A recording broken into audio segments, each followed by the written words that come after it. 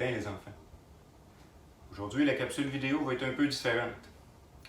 Au lieu de vous donner une leçon sur les atémies, sur nos tsukiwaza, nos giriwaza, nos déplacements, j'avais envie de vous montrer qu'est-ce qui se passe quand on continue longtemps à s'entraîner puis à apprendre les arts martiaux. C'est pas pour tout le monde, mais pour certains initiés, il existe l'apprentissage de certaines techniques secrètes, des techniques qui datent d'un lointain passé et qui se passent de maître à disciple. Et je voulais vous montrer un peu qu'est-ce que ça donne une fois qu'on commence à travailler à un autre niveau nos arts martiaux. Alors écoute, tu peux prendre le temps de t'asseoir, installe-toi confortablement. Dans les 10 prochaines minutes, je vais te montrer quelques techniques utilisées par les ninjas, utilisées par les samouraïs, utilisées par toutes sortes de pratiquants d'arts martiaux. Alors voilà, amuse-toi bien et sois attentif. Il y a certaines techniques là-dedans qui vont peut-être t'intéresser.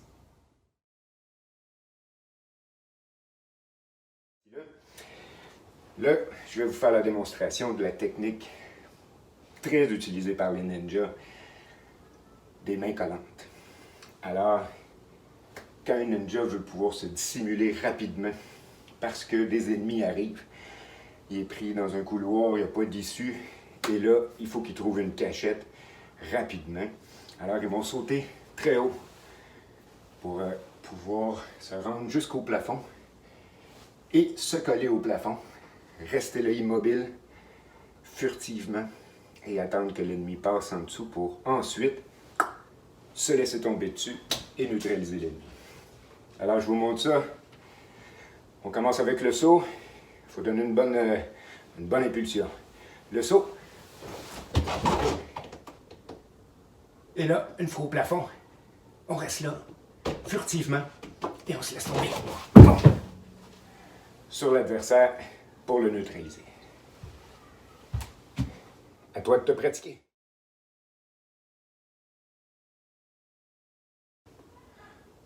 Alors là, on change de lieu. Il y a d'autres situations qui peuvent se passer dans la vie d'un ninja. Des fois, il peut être dans une mission secrète d'infiltration où il va rentrer dans des lieux inconnus pour venir espionner, pour venir chercher des objets secrets, des choses comme ça. Et il faut qu'il soit préparé à toutes les situations possibles. Ça peut arriver que la maison soit gardée par un chien de garde féroce qui attend juste ça, qu'un étranger rentre dans la maison pour pouvoir le dévorer tout cru. Alors il faut qu'on ait des méthodes pour être capable de se prémunir de ça sans blesser l'animal. Alors, une de ces techniques-là, c'est l'hypnose animalière. Ça fonctionne sur la majorité des animaux. Et je ne vais pas vous expliquer le secret, mais vous montrer comment ça fonctionne. Alors, je vais vous faire une démonstration avec un chien de garde qui va m'attaquer férocement parce que je vais le surprendre. Et je vais vous montrer l'efficacité de cette méthode-là, qui est en conjoncture avec un geste de la main, le regard et une vibration unique qu'on arrive à faire dans notre voix qui vient hypnotiser l'animal et le paralyser sur place jusqu'à temps qu'on lève l'hypnose. Alors, je vous montre ça. C'est dangereux. Couchez. Couchez. Couchez.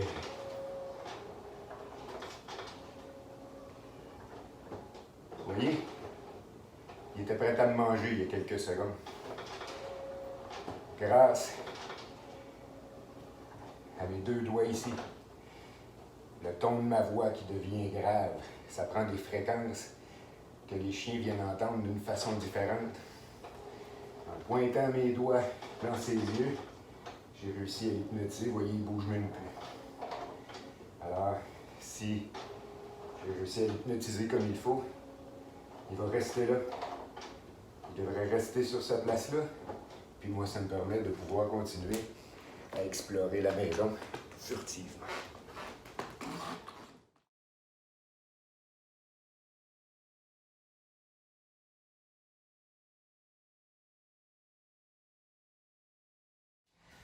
Alors les enfants, là je veux vous montrer une autre compétence que certains artistes martiaux ont pu développer avec le temps, qui est la téléportation en situation de combat.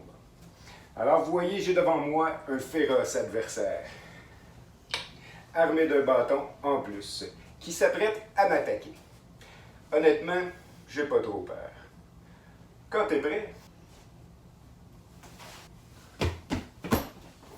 Hey, hey! Je suis de ce côté-ci. Hey! De ce bord-là. Monsieur le méchant, je suis par ici. Alors, comme vous voyez, on peut faire ça pendant des heures, et notre féroce adversaire va se fatiguer bien avant.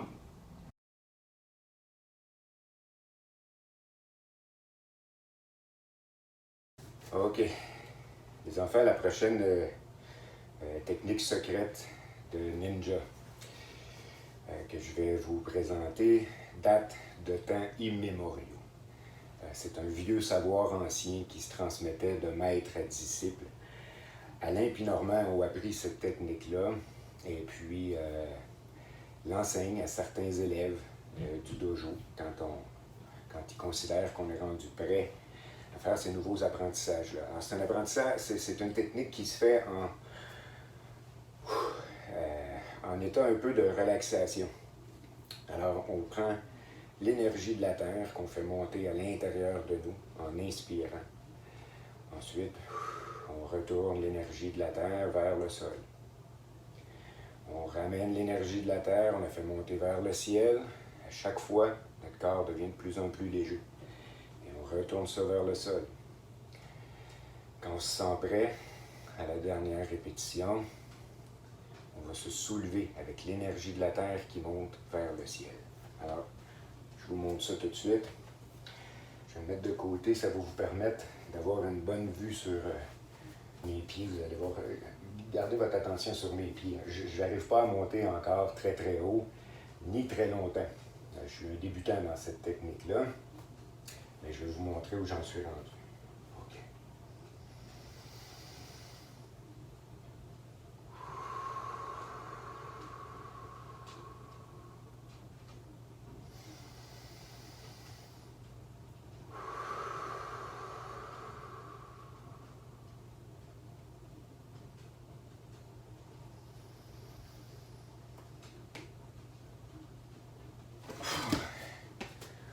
J'ai perdu ma concentration. On le réessaye une autre fois.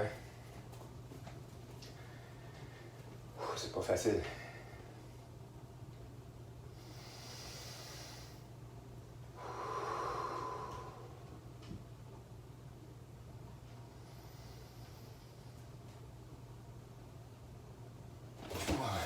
Je ne sais pas si vous avez vu mes pieds soulevés de la terre.